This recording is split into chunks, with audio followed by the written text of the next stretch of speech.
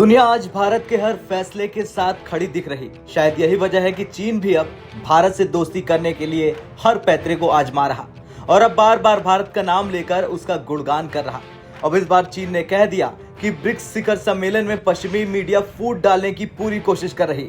अब देखा जाए तो चीन का इशारा भारत की तरफ था, क्योंकि भारतीय विदेश मंत्रालय ने ब्रिक्स के विस्तार पर नाराजगी के दावों को खारिज कर दिया था। बता दें, चीनी मीडिया ग्लोबल टाइम्स ने बहुत दिनों बाद ब्रिक्स को लेकर भारत का गुणगान किया।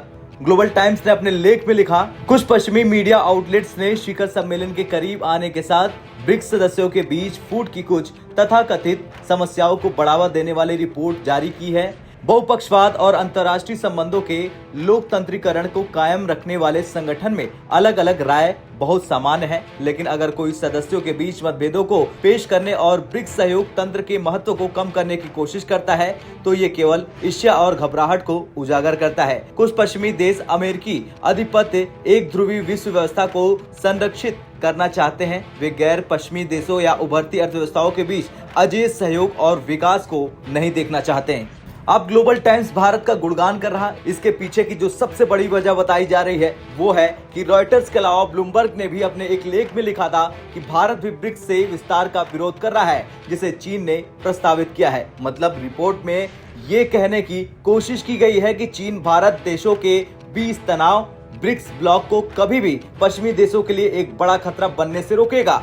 लेकिन दूसरी तरफ चीन इसलिए भी खुश है क्योंकि भारत के विदेश मंत्रालय के प्रवक्ता अरिंदम बागची ने कुछ मीडिया में चल रही निराधार अटकलों और असत्य रिपोर्टों की निंदा की कि देश ब्रिक्स विस्तार के खिलाफ है। उन्होंने कहा कि हमने कुछ निराधार अटकलें देखी कि भारत को ब्रिक्स विस्तार के खिलाफ आपत्ति है। ये बिल्कुल सच नहीं है।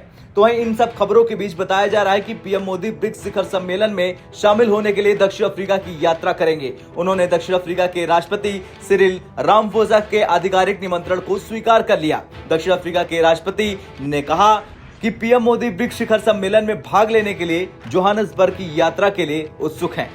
खैर, कुछ भी हो, लेकिन ये वही चीन है जो भारत पर हमेशा पीठ के पीछे से वार करता है। लेकिन देखना तो ये होगा कि क्या पीएम मोदी की जिनपिंग से मुलाकात होती है या फिर नहीं, और अगर ये बैठक होती है दोनों राष्ट्राध्यक्षों के बीच तो इस बैठक पर अमेरिका का क्या रिएक्शन होगा। आपको क्या कुछ लगता है, पीएम मोदी को जिनपिंग के सामने क्या कुछ कहना चाहिए? कमेंट कर जरूर बताएं।